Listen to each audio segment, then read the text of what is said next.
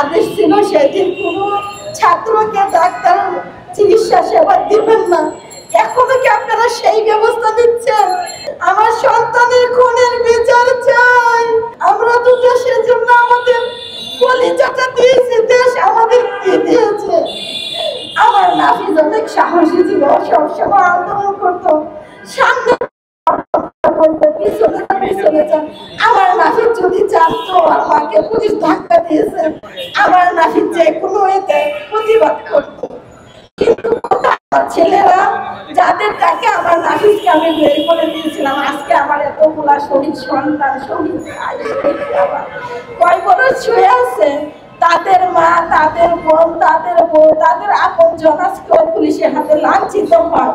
সেদিন আমি কিচ্ছু বলতে পারি না, আমার বলার মতো শক্তি ছিল না, এমন ভাবে করেছিলাম আমার হাত খুলে গেছে।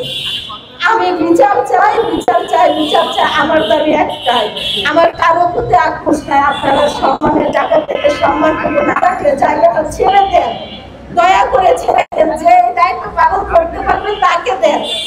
আমার নাফিজরা, আমার সন্তানরা রক্ত দিয়ে এই দেশ শহীদ করে, এই দেশ স্বাধীন করে গেছে। আপনারা জানেন, আমি যখন মুখী বই, আমার নিজের রক্ত করে এই দেশে দেখার কেউ নাই, বুঝার কেউ নাই। আমার জীবিত ছেলেটা শুধু একটা চিকিৎসা নিতে পারে নাই, ডাক্তাররা তাকে চিকিৎসা দেয়নি। আমি এমনও শুনেছি আমার স্কুলে স্কাউটের পোলাপানের মুখে যে আমার নাফিজ সরোয়ার দিকে যাওয়া অব্দি জীবিত ছিল, কিন্তু ওকে কোনো ডাক্তার ধরে নাই। কেন ধরে নাই? উপরের আদেশ ছিল সেদিন কোনো ছাত্রকে ডাক্তার চিকিৎসা সেবা দিবেন না। এখনো কি আপনারা সেই ব্যবস্থা নিচ্ছেন? আজকে 1 বছর আমি আমার নাফিজের কোনো বিচার দেখি না, আমার শহীদ সন্তানদের, আমার শহীদ ভাইদের, আমার শহীদ বাবা। আজকে যদি একটা বিচারও দেখতাম আমি একটু হয়তো শান্তি পেতাম না। আমাদের শহীদদের একটা বিচার হয়েছে।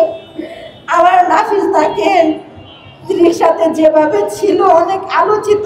আমি তো আলোচিত চাই না। আমার সন্তান তো আমি কয়গুলো পাতাইয়া দিছি। আমার সন্তানের খুনের বিচার চাই, আমার সন্তানের খুনের বিচার চাই। তোমরা এখানে যারা দাঁড়িয়ে আছো জোরে বলো, আমি বলতে পারি না।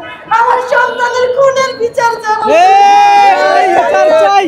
তোমরা বলো, আমরা বিচার চাই। তোমরা বলো, সবাই বলো বিচার বিচার বিচার চাই। সন্তানকে কর্মদেশে পাঠিয়ে কেন এই রোগের বেঁচে আসবো?